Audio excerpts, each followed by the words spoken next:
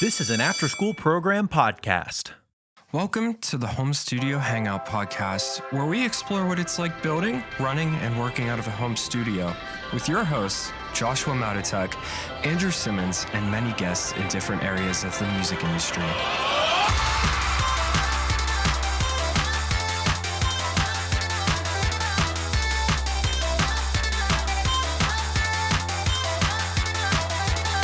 And welcome back to the podcast, Home Studio Hangout. Today we are here with my friend Danyal Suchta. Yeah, Suchta. I'll take them all. Honestly, I'll take them all. That's usually how it works. Yeah. Exactly. No. Danyal Suchta. He's the bass player and singer in Convictions, also vocalist and I guess primary songwriter and producer in World Divided. Mm-hmm. And just all around good dude.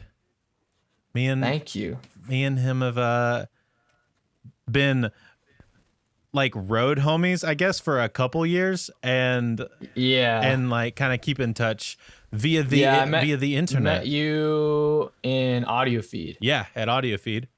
Yeah, that was the first time I met you. And then we played together again at, where was it? In Wisconsin, at that dope festival with the masseuse. Oh, Loud and Proud. Was that it? Yeah, I'm pretty sure that was Loud and Proud. Maybe it was. Yes, because you told me about it. You're like, yo, you need to go. And I was like, okay. And then I went, and it was so funny too, because I had back problems because I was sleeping in a van. I was just hurting that morning because I slept wrong or something. Yeah. So sleeping in a 15-passenger van will do that to you, man. Yeah, I know. I was sleeping, like I would sleep. They had bunks, and I was like, I'm not sleeping on that. I was like, I'm just gonna sleep on the floor instead. So I would just, because we took out the bench, and so I just slept in the middle of the thing, and yeah. That was I would be living. I called it my swamp, because like for some reason, because like the AC or like the water that runs under the car, like as you're driving, like is seeping through the floor, and so I'd be sleeping on the floor, and like it would be damp, so I'd just call it my swamp, and I got like a rash on my leg because of it, and it was a journey for sure. Dude. What a way to start! I mean, because that was like one of your first runs. Dude, that was my first time touring, like, ever. With them? Or just in general? In general, like, ever. That's wild. So like, when I joined with them, they were like, oh, yeah, we're going to go on tour for 6 months in a row. Like, nonstop. And it was just, like, I've never traveled. I've never, like, played shows consecutively like that. And, like, so it was just like, yeah, you're just gonna do it. I was like, all right, Bet. Sounds good. Yeah, I was like, okay. Well, we're getting a little ahead of ourselves, I think. Sorry. No, you're good. But yeah, that's kind of how we met and everything. But we'll come back to some of that. Dude, let's start with, where are you from? Right. So I was born and raised Arizona, AZ. And I'm in the Phoenix area. Right now I'm in the, I won't say where I'm at, but Phoenix area is where I'm at. Nice. So my Phoenix, AZ. You're the second Arizona boy to be on the podcast. My buddy Steven. Dude, I know. The dude who, I can't remember his name, Steven, but that was such a good episode. Yeah, he's in Prescott. Yeah, Prescott, yeah. Right now it's 97 degrees, but lately it's been like 110, 100 and like, 100. I think we reached 114 a couple days ago. Like, it has been hot. It has been blazing hot, and it's so funny because like I'm just used to it. But like, oh my god, I mean, I'm like wearing a beanie and stuff. Like, bro, that's what I was gonna say. You out here wearing a long sleeve black shirt and a beanie. Yeah, I've been dressing up like a anime ninja, and I just go outside and completely covered up, mask on and everything, and I'm just like, oh yeah, it's cool, man. That's awesome. So let's see. So born, raised Arizona. So what was the growing up life like for you? Was it like, super involved in church, super involved in music? Like, kind of where did you get your musicality from? Yeah, I guess I was like, Yeah, I was raised in church for sure. Like I can definitely say that. Raised in church, I think from like 5 all the way up, to now. Yeah. And like music for me didn't really start till like maybe when I was in 7th grade. That's when like I actually started getting into like playing music. Yeah. Because my mom was like, oh, I want my kids to know how to play instruments. Like, doesn't matter if they stick with it or not. They have to learn how to play something, Yeah. And she doesn't even know how to play instruments or do anything like that. But like, that's just like that was one of her rules. And so I had to learn how to play saxophone. So because I was like, I'll pick sax. I'll play sax. So I play my alto sax, and that's where I started. And it was in school and band, and I was just like, kind of went through that.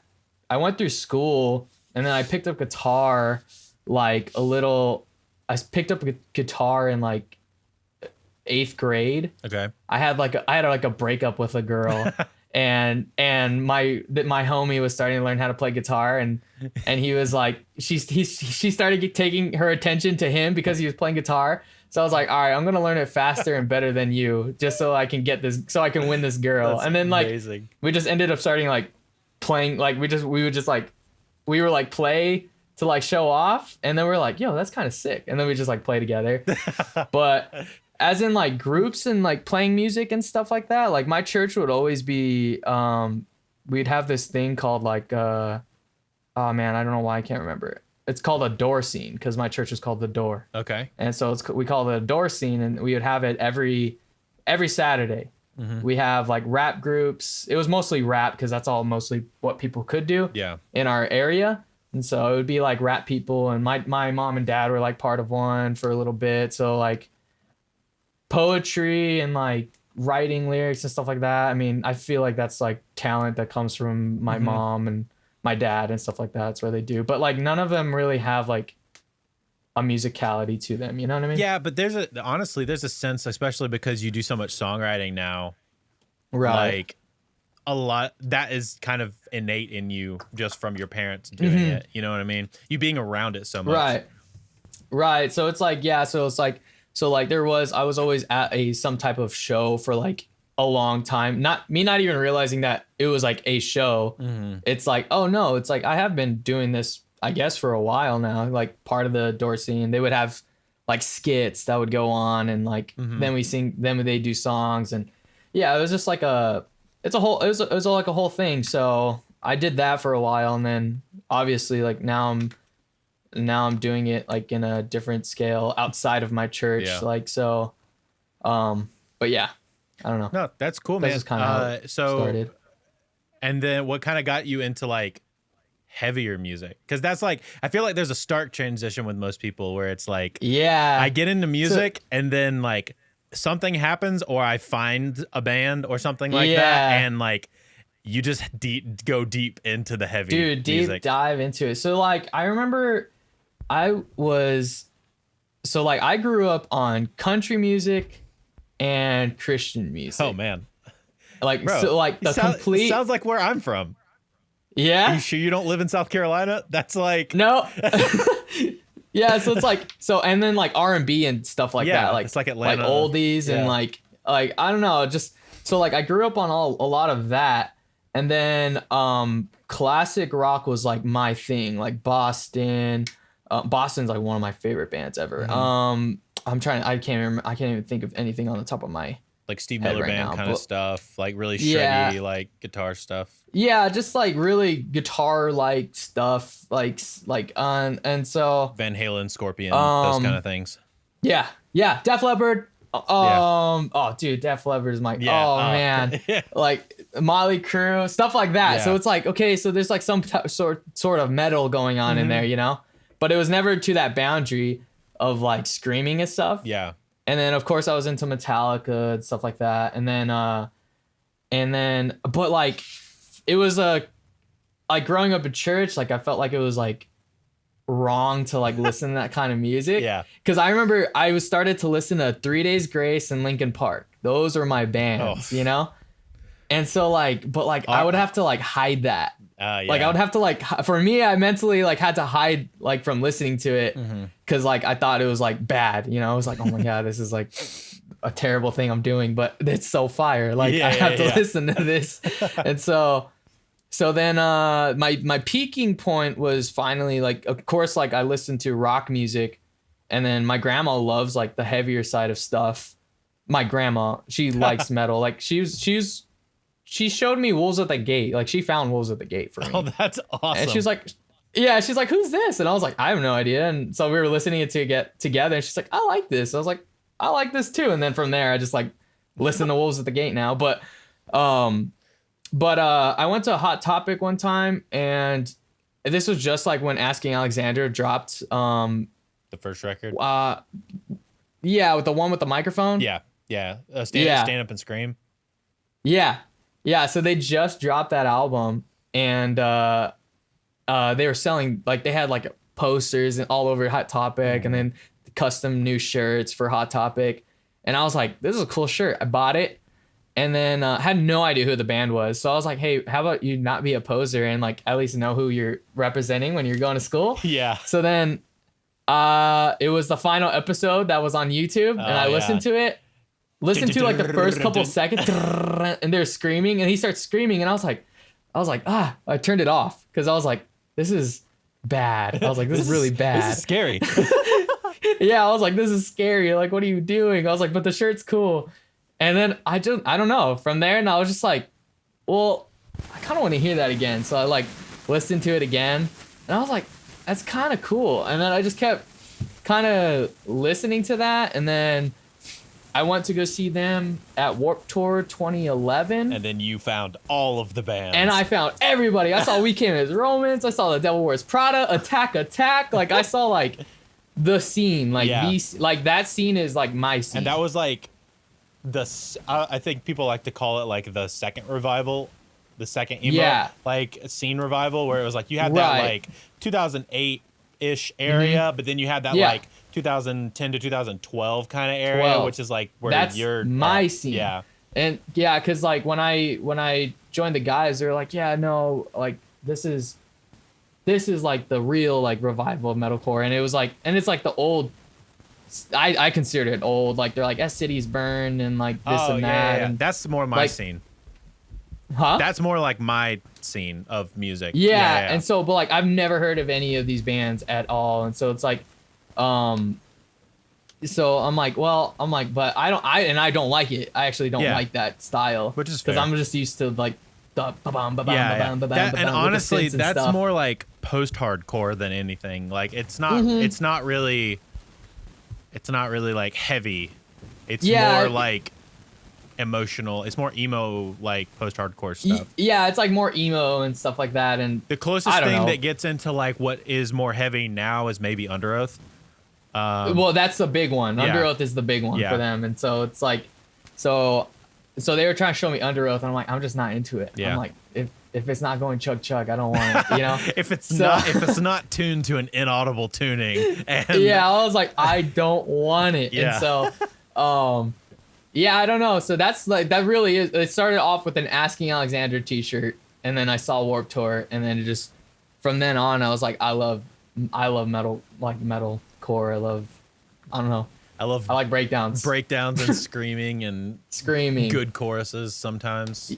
And then it's like, it's funny too, because like, and then even then it's like I feel like I wasn't as into it as I am into the scene now. I got you. Like I pay more attention to like the bands and the people and like the lyrics and stuff like that. It was more of like I pay attention to more of that now than I did then. Yeah. It was like kind of just still, I guess, not a scene. Like, I don't know. It's kind of weird. You were more like on the fringe, but you enjoyed it.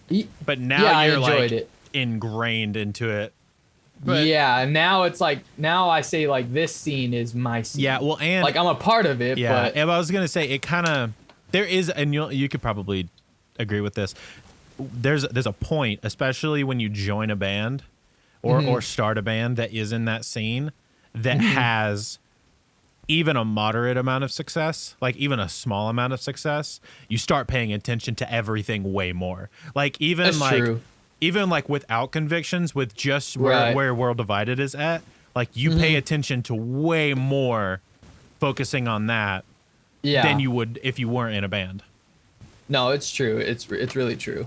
Like I think that was another thing too. Yeah, for sure. Yeah, because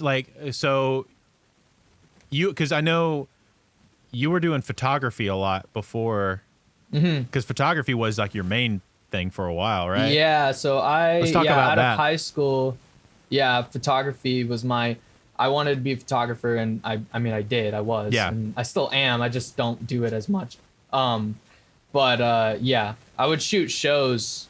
I started going to shows a lot, and I would just start shooting in the AZ scene, and so that's kind of like how I got into like the metalcore scene of shows and stuff like that. So that's how I met the guys and all that. Yeah, So that's cool. And then so you did that for a couple years, and then you got the phone. Then you got the phone call. Oh yeah, I got the phone call. Yeah. They that was a weird day, because like my goal was always to like, all I wanted to do is just like tour with the band to shoot photos for them. Yeah. And just make media content, because that's like what I like to do. I like to produce media like stuff, like, and so that's all I wanted to do. That was my goal. And then I got a text one morning, and it was just like from who was it? I think it was from Josh. From Josh. And I've never talked to Josh before, like at all. Gotcha. And so he's so not, I was like, he's not the most and, talkative person. Huh? He's not the most talkative person. Yeah. So I never talked to Josh at all. So I thought it was weird that he was texting me, and he was like, "Hey, we want to talk about like something along like touring, or like hey, we want to talk about you doing something for the band." And I'm thinking photos. Yeah. And Obviously, I'm like, photo or video, or just like content. Like what? Oh crap! What's his name that he does for Fit? He does their Ray. No, he does their merch and does their photography. Ray. I think it's Ray Duker. No, his name's like Trevor or something. I'm not too sure. Yeah, Man. he's from North Carolina originally. No, you're thinking of their sound guy, I think. Okay. So he does their photography and also does their merch. Exactly. So like something like that. Yeah, so that was like what I wanted to do, and that I was fine. Like that was my goal, was like, hey, I'm gonna start shooting these bands. I'm gonna do it in a unique way, and finally somebody will finally notice. So it's like, so then I remember getting that text, and I went up to my mom. I was like, yo, I think this band's gonna take me on tour. And then I get another text, and it was like, we would like for you to try out for the bass and singing part of our band. And I'm like, because like I'm a fan of the band. Yeah, I was a fan of the band, and I was just like, what happened to John? Like that was my first. That was my first response. I was like, what happened to John? Like, what's going on? You know, because I like a concerned fan for the band. I'm like, well, what's going on? Like, you know? And so then they let me know what's going on, and then they had me try out, and it was a whole thing. It was like a whole spiel, and like. I ended up not getting the part. I don't know if a lot of people say that, or like if they ever get interviewed. I did not get the part, which I think I should have got the part, but yeah, I did things in a different way. I just gave them one takes of my vocals. Got you. Because I wanted them to know, like, hey, this is what I will sound like live. I was like, because you guys are talking about touring, it's like, this is what I'm going to sound like. Yeah. And I mean, my performance was great. Like, I'll say it. It was great for being one takes. You're a really good vocalist. Yeah. A really good live vocalist. I was like, this is it. Yeah. You know, there's no autotune, no nothing. This is just compression on my vocals, and here you go. You know? Yeah. And so I didn't get the part, which was fine. And so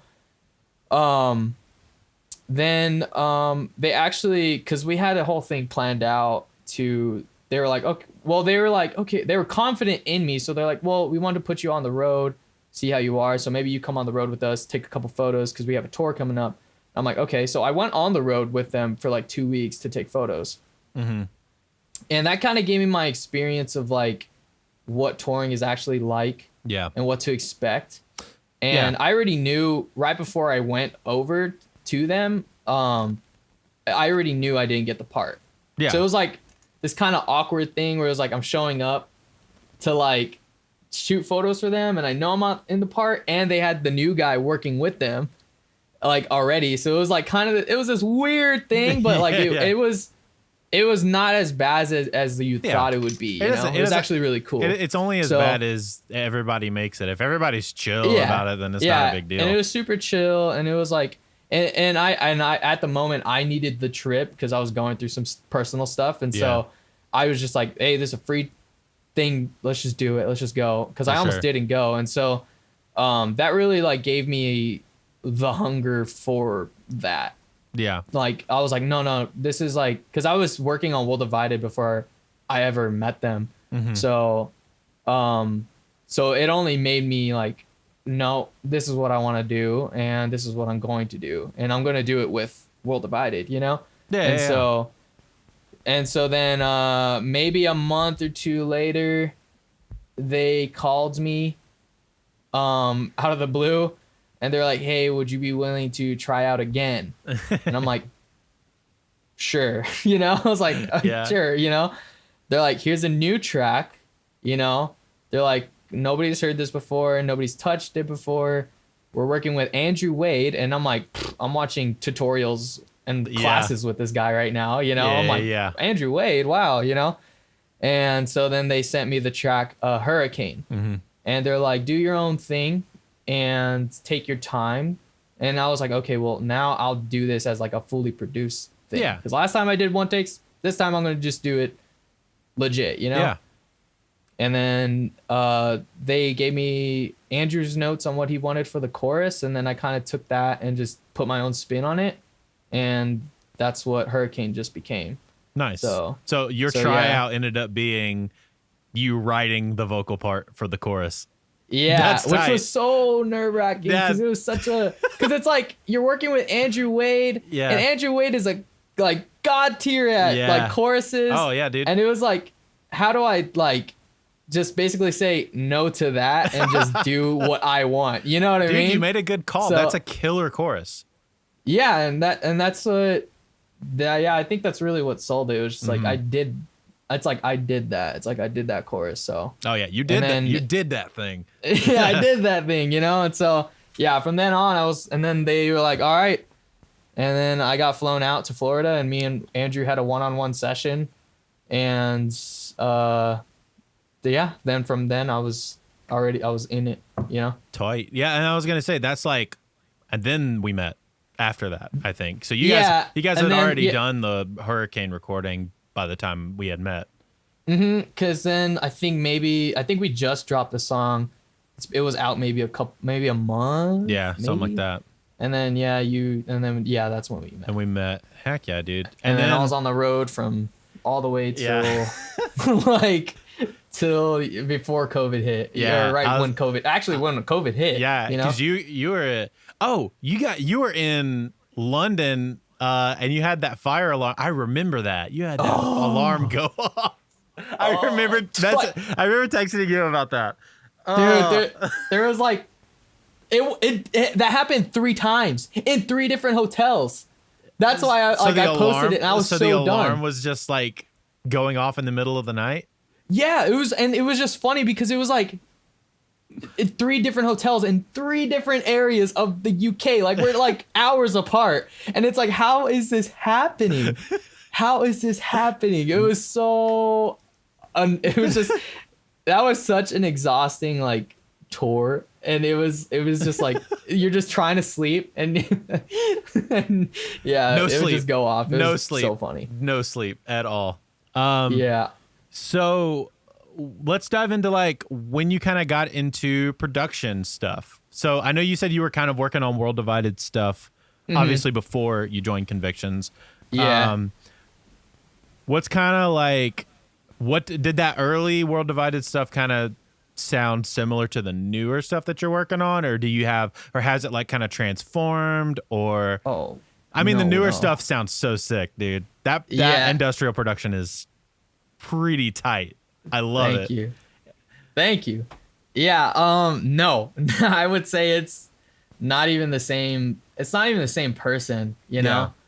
It's funny. Yeah, I started production with World Divided.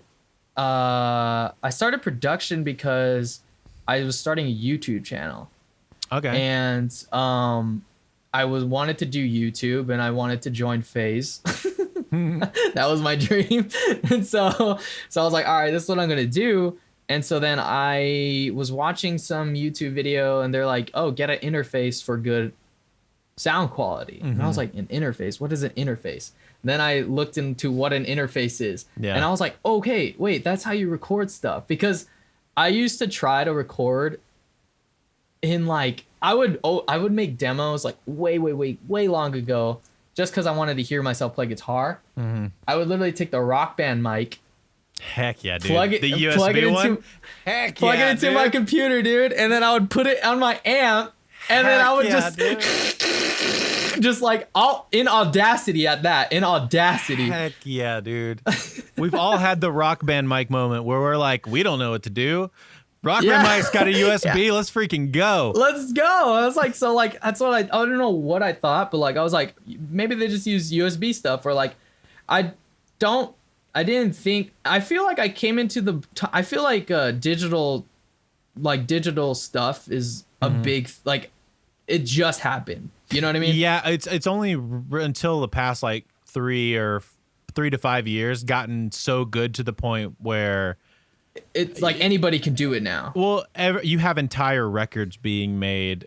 Exactly. 100%. I mean, like, so that whole Bring Me the Horizon EP is 100% remote, all MIDI, all amp sims, everything. There's even some layers of MIDI guitar on choruses on that. Yep. So that's crazy. Yeah, it's so crazy. So like, that's what I'm saying. It's like, so I feel like I came in like just the right moment to where it's like, it was accessible, but now it's like, no, you can do something with it now. Yeah. Like you can create, you don't even need like a studio. And so like, that's where I started. I started off with just a interface, and I was like, okay, well,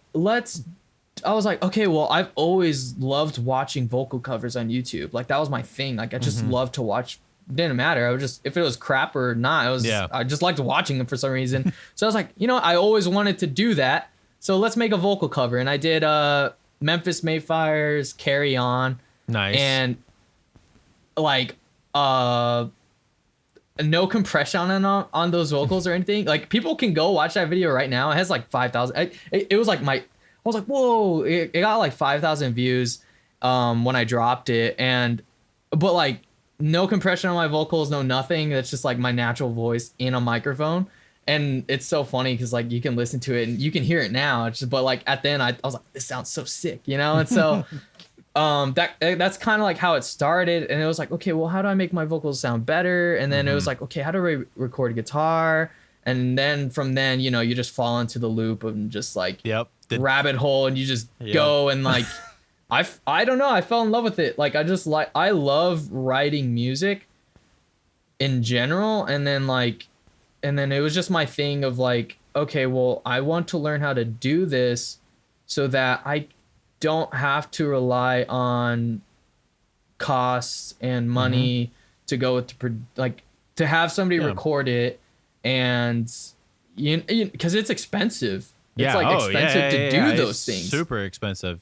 Especially as a part of a band that just went to do a full record with a very good producer at a very good studio. You know all about how much that junk can cost.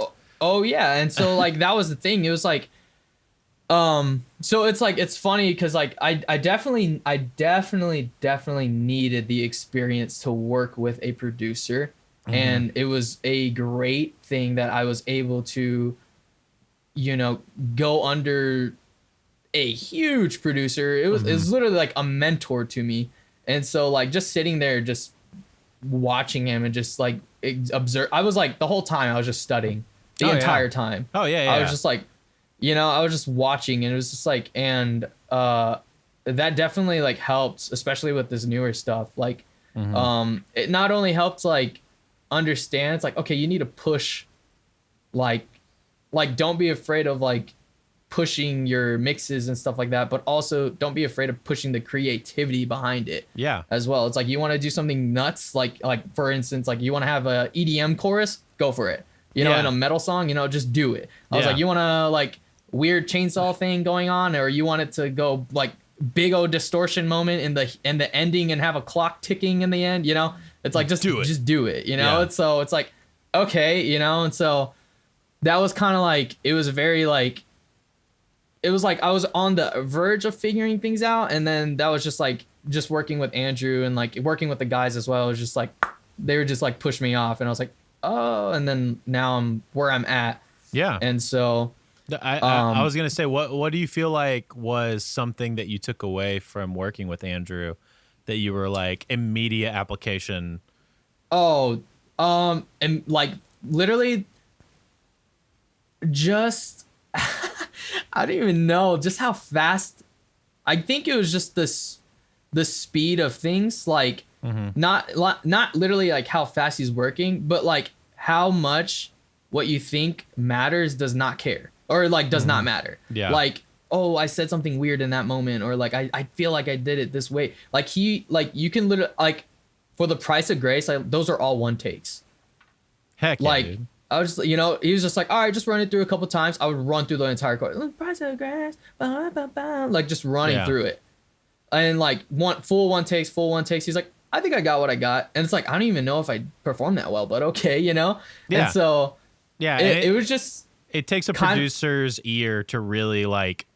That's a level of confidence that a lot of people don't have. That level of confidence in like, I can make this be what it needs to be. And that was the thing. And so like when we left, we practically left him with demos.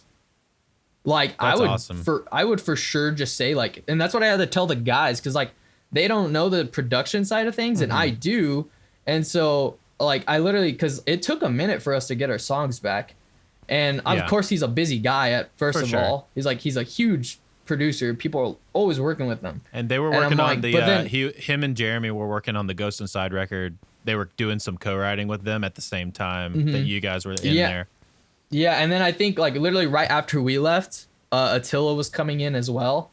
So it, like, you know, there's like, you got big names.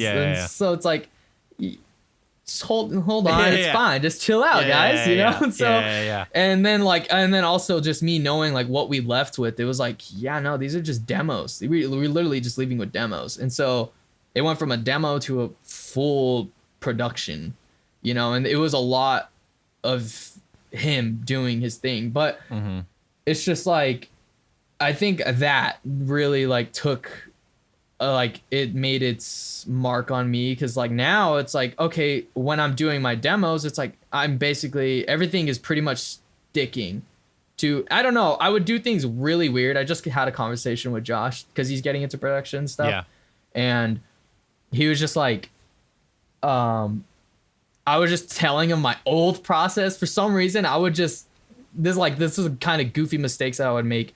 It's like I would literally like, okay, I have this demo now. This is what the song is. Okay, let's re-record everything, like production-wise and everything on top of that. Like goofy mistakes, but like now it's just like, okay, no, this song's done. Let's just retract the guitars like with some good strings. We're good. And mix it. We're good. Like we're done. You know, it's like, especially nowadays, as long as your guitar takes are clean, vocally you are just very strong. So you have that capability of being super confident with with just demo takes, because all it's going to take is just a little bit of tuning, a little bit of cleanup, and some compression and mixing. And really that's kind of it, because your drums are MIDI, your guitars and your bass just need to be, and sometimes your bass is MIDI depending on how low you go. So really it's just really clean guitar strings, and you just got to make sure all your takes are good. Legit. And that's like, and right now I'm like, because like I'm finishing up my album right now that I'm working on. All I have to do is do vocals, and some of them I'm just like, do I even need to like do this? Because like I kind of like these takes. Like there's no point in like having to re-sing it. And so I'm like debating right now, and so there's a couple songs there's like 2 songs that I actually need to do vocals for, but like there's another song where I'm like, I don't need to do vocals for this. But yeah, and then that was another thing with working with Andrew. He like gave me the confidence as a vocalist. Like he just confirmed, like he helped me confirm like I know what I'm doing and I sound good the way I do. Because like as a vocalist and like stuff like that, like I hate my voice. Like I hate it. Like it just, I don't know if it's like a vocalist thing or like it's a vocalist thing, you know. And so, yeah, I'm just like, I hate my voice, I hate the way I sound. But he like kind of helped me, like he's like, you sound great. Because like he would just be freaking out the entire time as I was doing my thing. So it was like, okay, like, all right, I got this. Yeah. So now I have like, I don't know, I just came out of it with like just a whole different like confidence, I guess. For sure. No, I mean, dude has written some banger choruses and knows what good vocals sound like. You know what I mean? Yeah, exactly. And like, and that was the thing. It was like, that guy is literally like my mentor. Like I, from me like starting and watching him, like he was the person I would like look up to, and then meeting him and becoming friends with him. Yeah. And then, you know, it was just like, it was just a crazy, weird world experience. You know? No, that's really cool. And I feel like you all did a great job on that record. Yeah.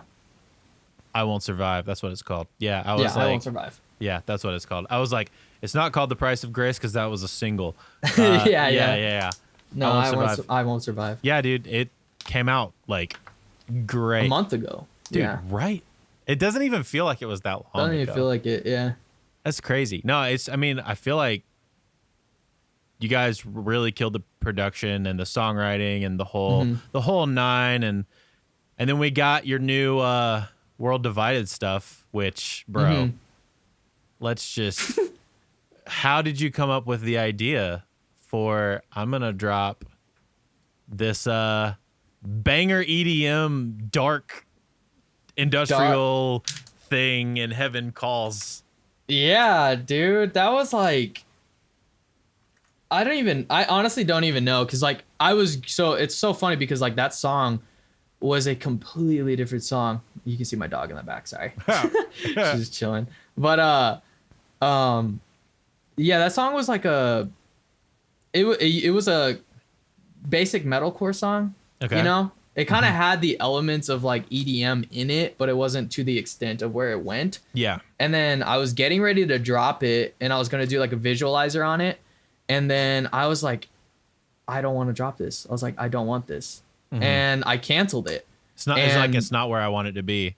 Yeah, I was like, and people were like, and I let people know because like I think I was teasing something, or I was getting ready to start teasing in, and then I put out a video. I was like, and I showed them the process of me recording Heaven Calls.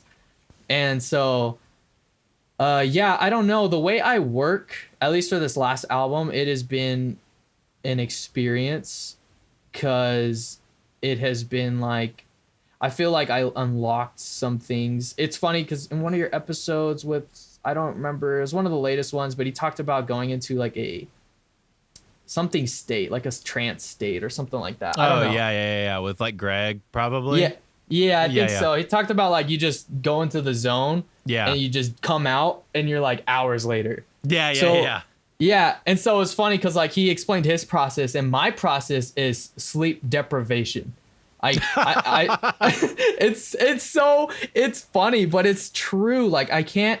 It's like I get into this because I don't sleep a lot. Like I don't. It's just a natural thing. I don't know what it is, but I just don't sleep. Yeah. And so my mind gets into this weird state to where I can just make moves that I don't even understand. Like my brain is moving faster than what I can process. And then by the time I'll just have a song done.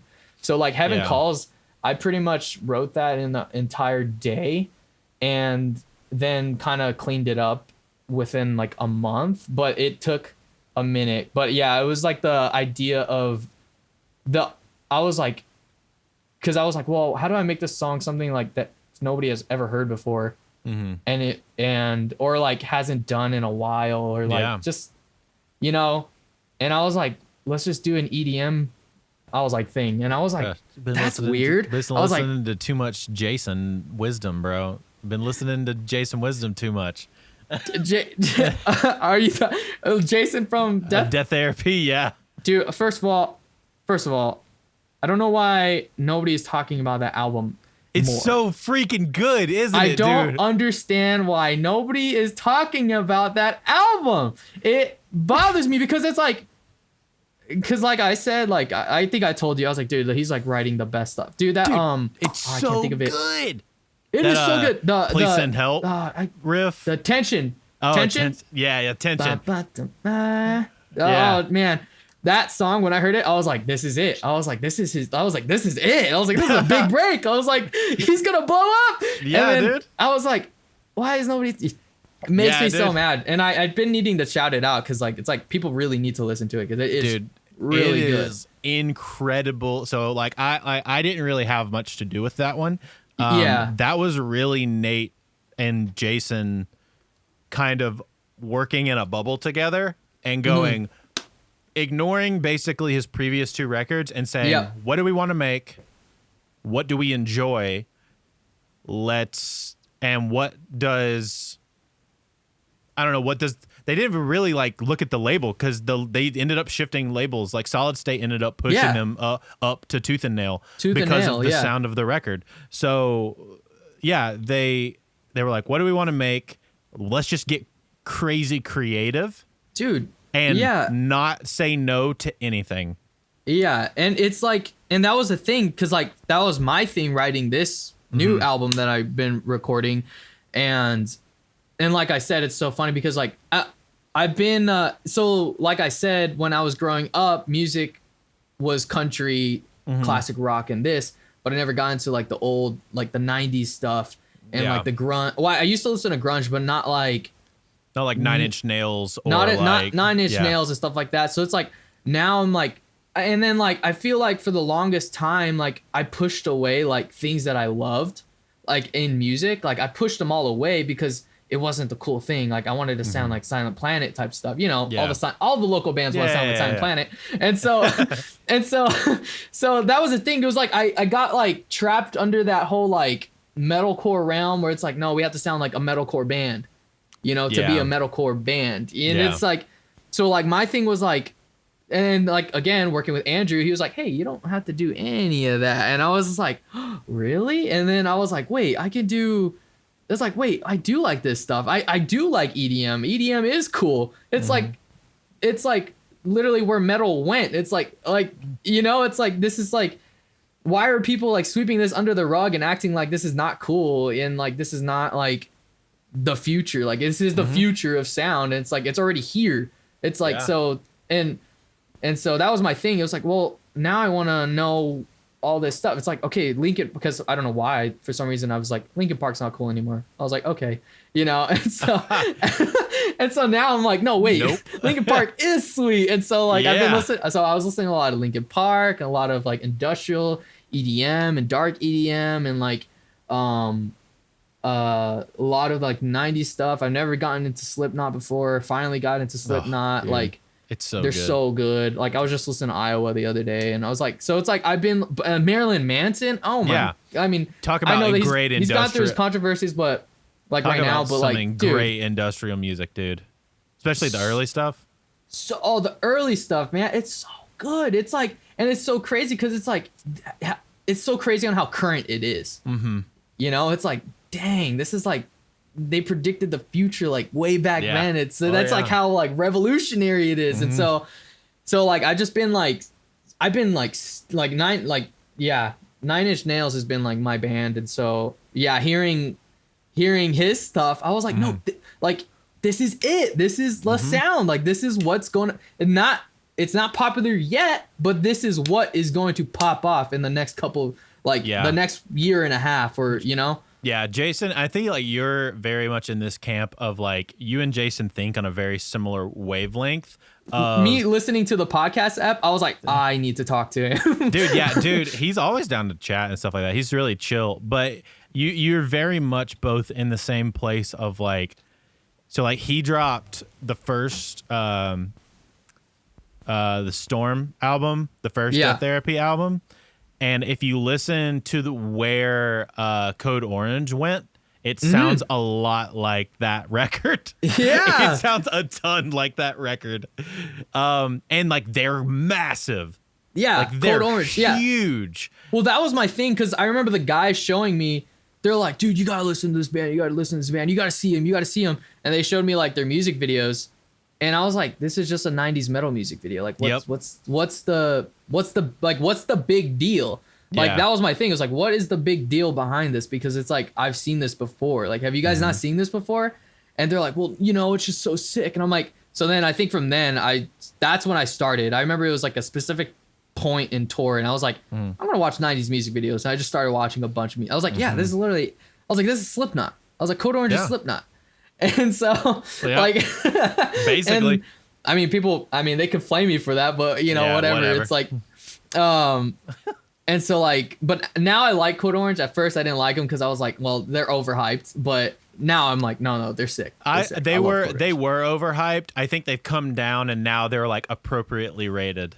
Exactly. I'm like, no, Code Orange is sick. Yeah, they they're are very sick. sick. I just think at least when the guys are telling me about them, I was like, and like, I have this very hipster mentality when something's popular. I'm like, I'm bro, okay, I don't dude. even try to have that mentality, and I have that mentality. Me either. It's just natural. I'm just like, I don't want to like what you like. I'm sorry. It's like I think it's this, and I had a conversation with somebody about this. It's this is true for anything. This is true for music, production, TV, movies, regardless.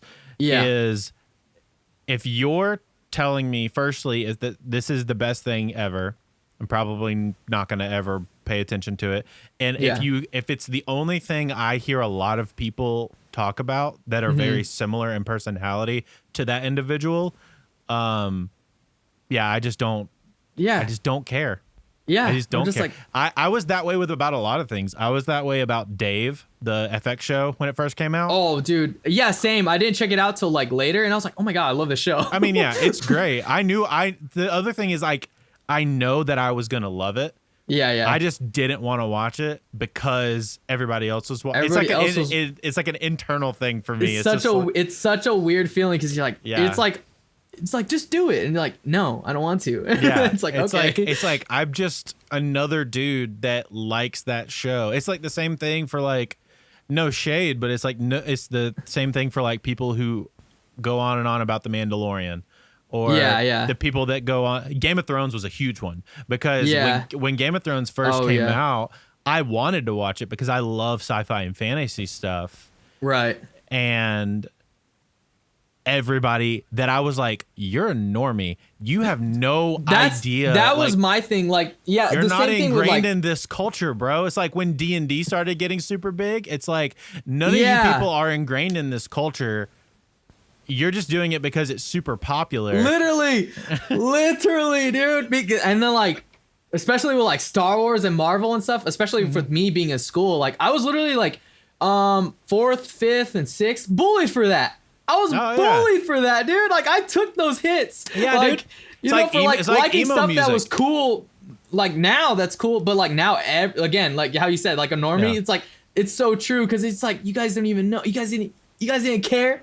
You guys are the people that were beating me up. Anime was a huge thing. It's like, bro, I've been watching anime since like I was in 1st grade. I watched Dragon Ball and like Dragon Ball Z and stuff. And and like everybody was like, nah, that's stupid.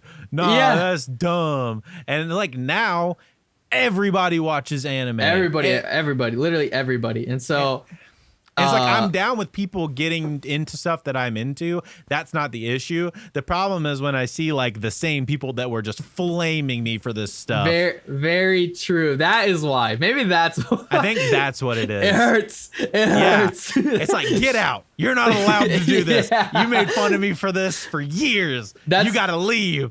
That's literally like, I feel like that right now with I found this dude. It's not even like he's small or anything, but his name is Gene Dawson. I don't know if you've ever heard of him.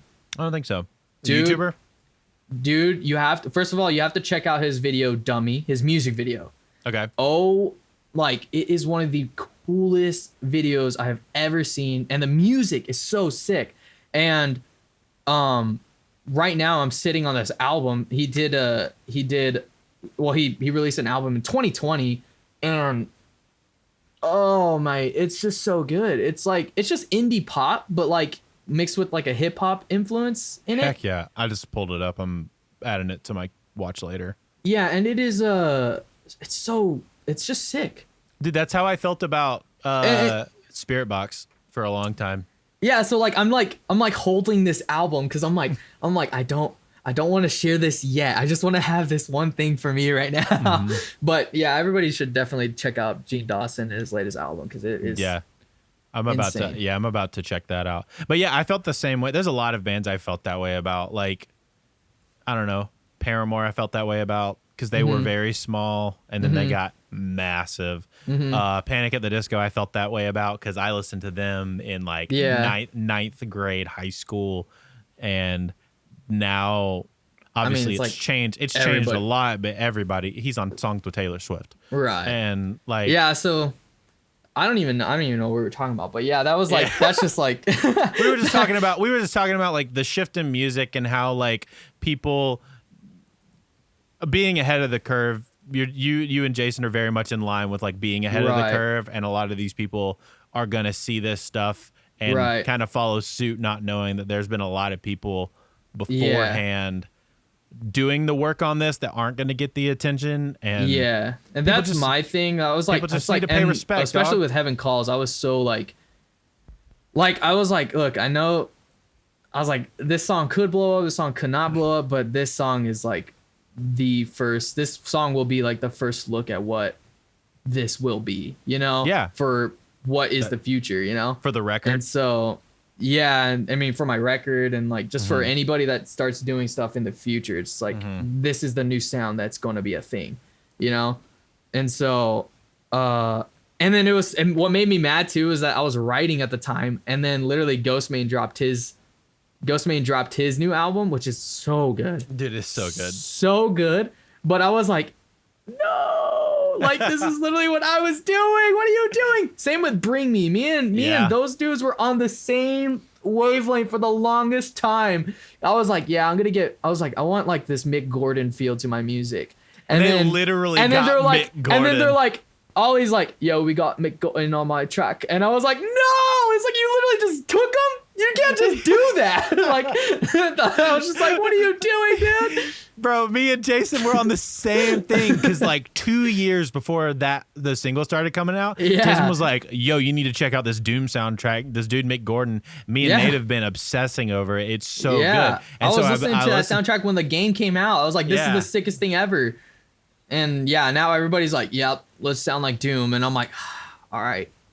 It was like them and North Lane did it at the same time. Yeah. That Alien record. Yeah. The Alien record was like, and that's so and then I listened to Alien, and I'm like, they called it. I was like, they called it like way. They were super early on the whole industrial I was like, movement. they like what, because I was like studying, like I was just studying everything, and I was just like, they did it. I was like, they were the first ones to do it, I say. And for sure. I was like, and it's just sick. And then I remember telling Blade is one of my favorite movies. Blade? Yeah. Blade, love that movie so much.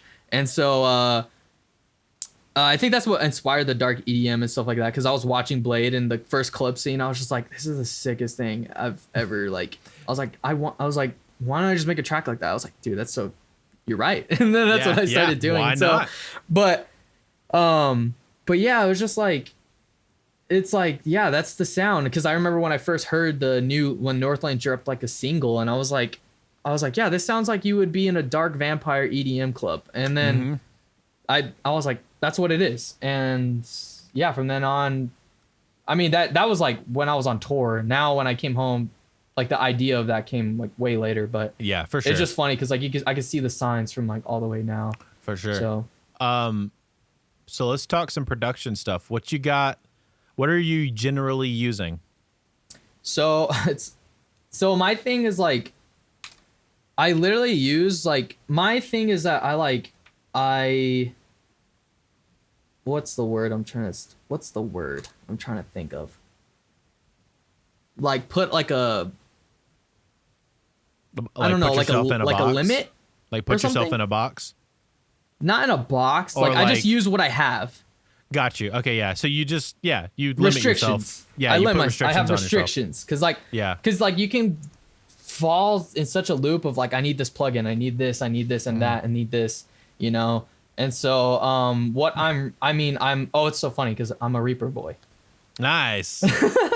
Nice. You guys trash Reaper and I'm like, my heart's broken. I'm like, we don't trash Reaper. We don't trash Reaper. Like a little bit. You guys throw it out there sometimes. We did some, but I catch it and I'm like, all the Reaper boys are crying over here. Yeah, it's a meme though. I know it's a meme. I know, and so I use Reaper. That's my DAW.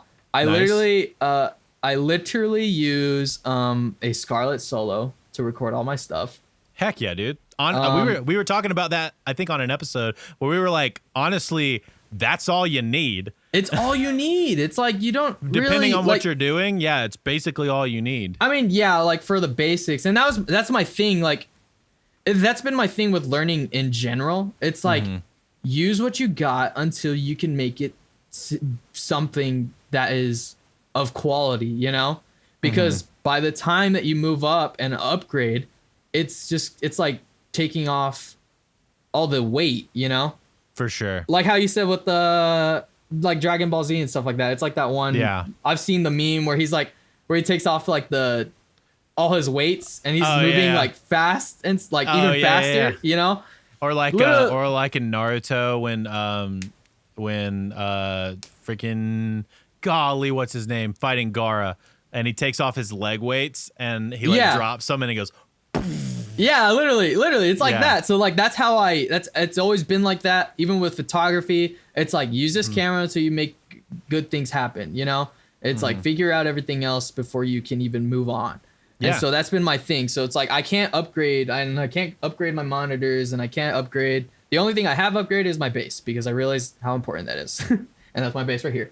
And so. Good. That is one place where I think me and Josh have talked about, like in general, is not to skimp, is the quality of the gear that you're using to do the thing, if that makes sense. So like your microphone, your guitars, and even microphone you can kind of get away with, but like guitars, basses. Yeah, I am working with the worst guitar I've ever used in my life, and like. You make it sound good. It's so cheap, and I've been wanting to upgrade it, but I'm just like, look, I was like, you can get a semi-decent tone that's usable, just use it. I'm like, okay, all right, you know, and so that's my thing. So I use Reaper, I use all the Slate digital plugins. Nice. Get that monthly. Pretty much all Access Pass. Like I pretty much use that. Like I just use that. I use Anna 2. That's my synths and stuff like that. Boy. Which is sweet. Like, and then of course, like Splice and stuff for like some samples and all that.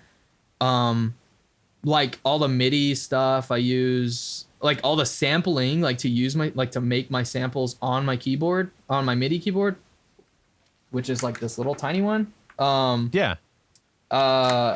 use literally like resample. It's just a Reaper plugin. Nice. And I just plug in everything like that. So nice. Everything it's like as bare as you can make, as you can get. Yeah. But you have a few key pieces that are like, you know, you have a good microphone. I saw your microphone. Yeah. I was like, is it a baby blue?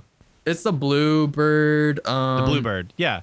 I'm not too sure which one it is, but it's a good one. It's a solid microphone. Does what you need it to do, right? Yeah, and it's like I sound crispy, and that's pretty much what you need to sound all like. I need. Yeah. You have a guitar that gets the key thing for your guitar is like getting as low as it needs to go. Which I use a drop pedal.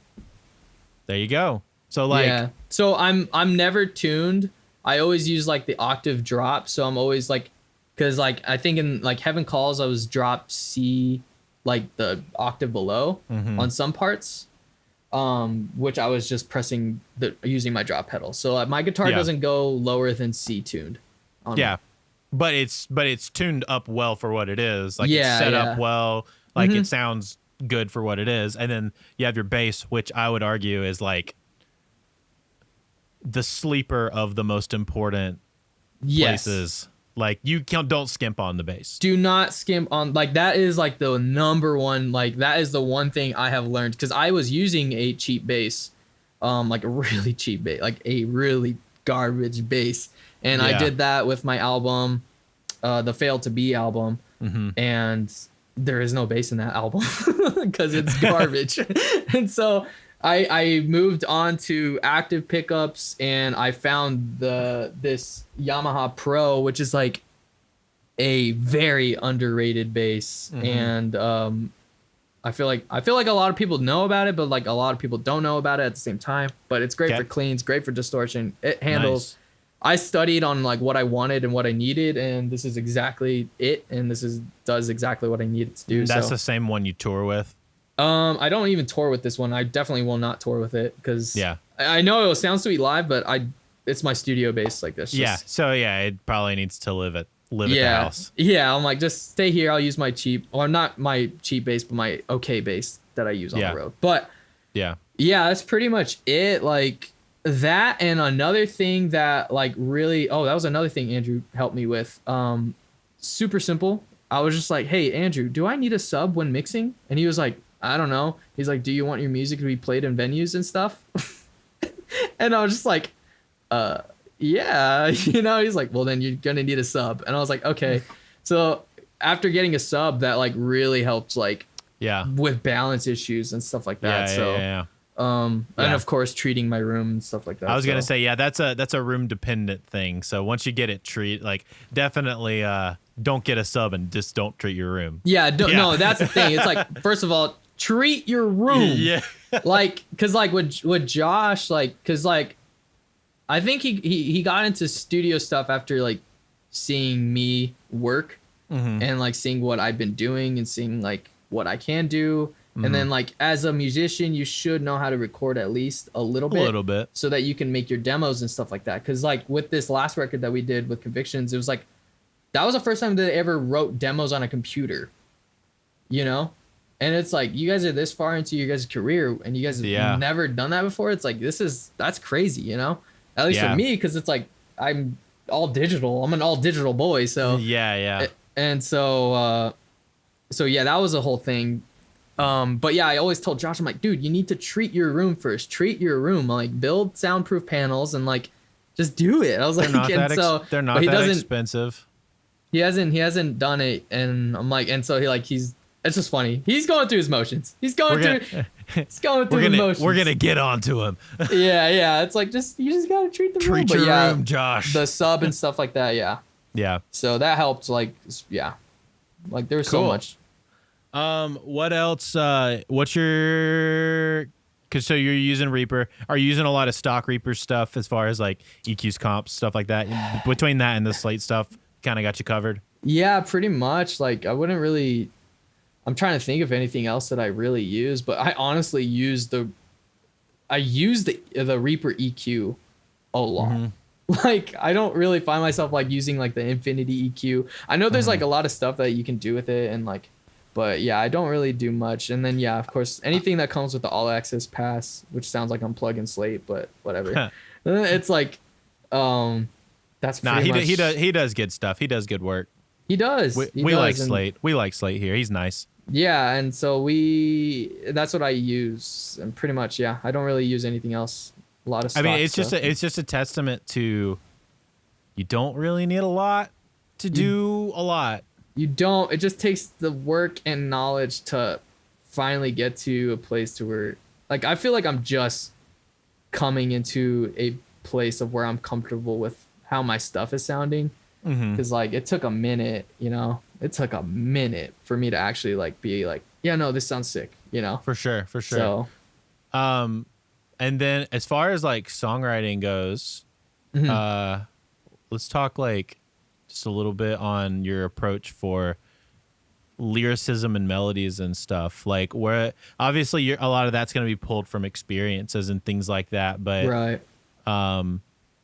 like what is, I don't know, what's a good like mental, do you have to do some mental gymnastics to get to a place to write, or is it more of like, I'm going to write about this and then you do it, or then I do you know it. What I'm saying? Yeah.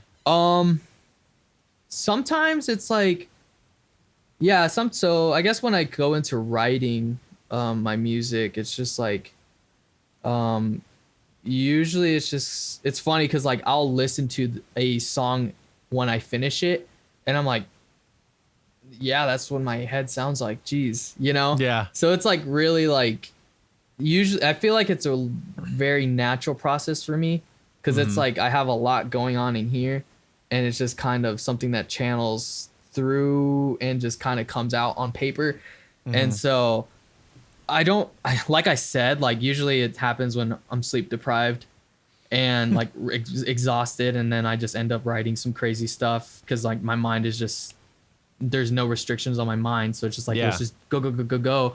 So I would say maybe like for me it's like I have to be in a different kind of mental state to at least get something that I like I can write whatever whenever I'm like, I can write something right now, but like it won't be something that like is up to par, at least for me.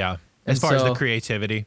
Yeah, as far as what I'm wanting and like lyrics and stuff like that, it's at least with this last project or like this latest music that I'm writing and going to be releasing, it's like pretty much like it's just all personal. It's like, so it's just like, it's really just me just talking straight up. Like you can read lyrics and just be like you can literally see exactly what I'm thinking, exactly where I'm at. And like, there's nothing really like to like hide or like, I'm not like, oh yeah, I have to like go into this zone and like meditate and stuff like that. It's like, no, it's like, it just comes out. It literally just comes out, like spews out. Cause I'm probably holding on to these things mentally. For sure. So hard, like therapy, so long. Dude. Huh? I said it's like therapy. Yeah, it's like, it is. It's very therapeutic. It's really like, it's just how I guess I cope. And so it's just in a different place. It's like, cool. You know, and it's for totally something that everybody can experience, which is kind of, it's interesting to me. Cause it's like, that's why it was like funny when I released Heaven Calls. Cause like that song's like about like depression and like what I'm facing. And people are like, I wonder what the story is behind this. And I'm like, it's not a story. It's just you read. And then like on some reaction videos, like they're reading the lyrics out loud. I'm like, oh, geez, like I really wrote that. Like, like that's pretty dark, you know? Yeah. And so yeah, I was going to say, I found a couple reaction videos from a couple places. It seems like it's made the run in the reaction video land. Yeah, which has been cool. It's always like, I always enjoy like seeing people react to my music. So. For sure. Like it's cool like reacting to like convictions, but like especially when it's mine, it's like because it's like all me. Yeah, it's like this is so cool. And then comparing, so World Divided, obviously it's way more personal across the board, and you have way more like control over everything. Yeah. So versus the conviction stuff, I know Wade co-writes a lot with basically everybody that comes in there. He does. So was there some stuff going into the Convictions album where you were like, we ended up changing a lot of stuff, he wrote a lot of stuff, we wrote together, like, you know what I'm saying? No. And did you learn a lot from that? Yeah, I think during his process taught me a lot of how important lyrics are, but not the way that lyrics not in the way of what they're saying, but in the way they flow. And like the iconic parts, like you have iconic things, like iconic. I say iconic, but like this is supposed to stick out because this is a cool line, you know. Like, but it's like it very also hooky parts and not kitschy, but like, you know, like literally, like it was so crazy because like I never like things that I never have thought about, and it was like so now it's and then I learned from him was like, he would be like, oh, this is supposed to have like an R sound, not a sound. Like literally something like that. It's so simple. It's like such a dumb little detail, but you're like, oh no, that makes a huge difference, you know? And so it just like things, I can't even give you an example, but like things like that. It's like just little details. And then like, the detail work of how he would write in his, like cause like we didn't start writing music. We literally sat with lyrics for like 3 to 4 days, just writing lyrics before we even start writing the music. And then when recording the music, that was when we like, and then that was when he would kind of push things. He would be like, okay, well, this needs to be here and this needs to change. And it just, I don't know. I think working with him, it's like I kind of took everything. Again, I just took everything that he does. Yeah. And just like I applied it to my own stuff. And it's like, it shows like you can, like people can literally go to Fail to Be, which is written completely by myself with no experience. And then they can go to Dispirit and Heaven Calls. And then like after the Conviction stuff, it's like you can hear Dispirit and Heaven Calls and see literally the growth. Like you can feel and hear the growth. And so, and it just shows like that's just everything I learned. So yeah, like melodies and just how important it all is. And like, I was going to say, he's a very stickler for melody. Yeah. And that's my thing. Like, I feel like I still struggle with melodies. Like, and it's funny because I think it was Josh. He was talking about how he was on the podcast. He was like talking about, he was like, yeah, he's like, now I started to record random gibberish on his phone. On his phone. And then, but he started recording into the DAW. And he's like, and then I'll take those parts. And I'm like, hey, that's what I'm doing. Like I just kind of started doing that too. Like I just make gibberish. And that's how I come up with my melodies now. And so, and then it gives you a good place to start with, a good framework. And it's funny too, because like even it's like again, it's like at least for me, it's like I already the thing is like I can hear things that need to happen like 5 steps before it even happens. So I'm like, okay, I just need to get to that. It's like, okay, I need to add this. It's like, it builds so fast for me. And so people have told me I work very quickly and I'm like, I'm like, it's just what I want, you know? So it's like, I know what I want. So, but with melodies, it's funny. Cause like whenever I do the gibberish, I can hear literally like lyrics as it's going. Like I can hear hints of like, oh, I'm saying this word for some reason. Okay, wait. Yeah. And then I tie it all in. I'm like, okay, that's cool. And so I don't know. It's just like a nonstop working machine in my mind. No. Yeah, it totally makes sense. Let's go to a top 5 or top 5 bands that you're listening to right now. Okay. All right. Because I don't like to go ever because that you basically have like 1 or 2 and then like the bottom 3 kind of I don't even think I would be able to name an ever. Like I don't even have. Yeah, exactly. It's so funny because like my taste in music has changed so drastically lately. So right now I would say like top 5 things I'm listening to right now. So I would definitely say 9 Inch Nails, of course. I would throw in. I'm throwing Water Parks, their new album, Greatest Hits. It is so good. It's really good. Like, I hate how good it is. I saw it and I was like, 15 tracks? Yeah. I was like, what? And I listened to the whole thing and I was like, bangers. I was like, where were the 15 songs? I was like, this thing is a masterpiece.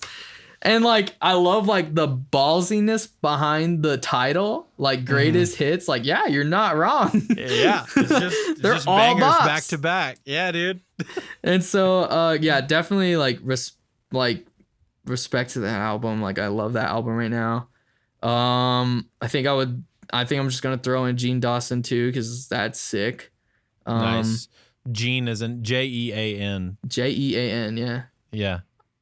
Or maybe it's Jean Dawson. I don't know. John. I don't know. John? Yeah. Gene, John. I don't know. John. But I just discovered him. Literally just discovered him like maybe last week. Nice. And so I've been listening to that and I'm like, that's what I put on. Trying to think of the heavy. I don't know if I have anything heavy. I feel like I've been listening to anything but heavy. What did I say? 9 Inch Nails, Water Parks, Gene Dawson's new album. We have 2 more? Yeah, 2 more. All right, I gotta pick a heavy. At least a heavy. I don't want to say Alpha Wolf because I Alpha Wolf's new album is sick, Bro, though. Alpha Wolf goes so hard. It is pretty sick. Have you listened to the new Lorna Shore single? Dude, I have. Okay, so I have, but I skipped through like halfway through. So I skipped to the end. It's too long. The end is the only part that matters. I saw like 6 minutes and 30 seconds, and I was like, dude, I'm not listening to this whole thing. Yeah. It's an old school death metal song. I get it. It's cool. I dig it. I listened honestly to the first 2.5 minutes and the last 2.5 minutes. Right. That middle section, I was like, meh. Yeah. But it's like if they chopped it up. Oh, okay. Oh, okay. That's a band. Brand of Sacrifice. Oh yeah. Dude, their latest album. I've been listening to Brand of Sacrifice. But yeah, the Lorna Shore, that ending is just ridiculous. That little like pig squeal thing made my skin crawl. Where it's just his vocal and he's just like, just I was like, oh, like I got scared for some reason. Yeah. I was like, yo, what was that? It was sick. It was like that part was sick. For sure. Yeah, I haven't really bothered with the last song or like the entire song. But yeah, the Brand of Sacrifice album, that's the heavy that I've been listening to. Nice. And I guess I'll just throw in Marilyn Manson. Whatever. Heck yeah. Yeah. Heck yeah. I mean, you can't go wrong with that. It's a classic. He's a classic. Dude.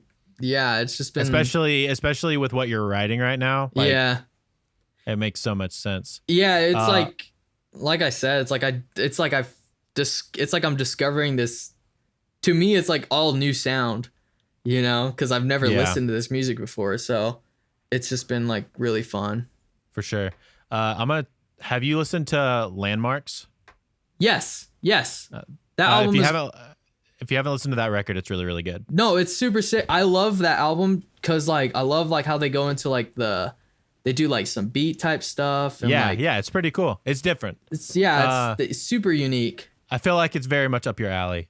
Yeah, Landmarks. Definitely listen to Landmarks. Yeah, I was just thinking about that record for some reason. When you said, I don't even know how I jumped. Oh, because they're Australian. Yeah, that's what it was. They're Australian. Dude, so many bands are Australian right now that I like. And I'm like, you guys they're just killing it over there. Dude, right? It's so crazy. So, what you got to plug, man? Oh, I didn't even ask you this. I meant to ask you this a second ago. And you can use this as a plug for your Instagram.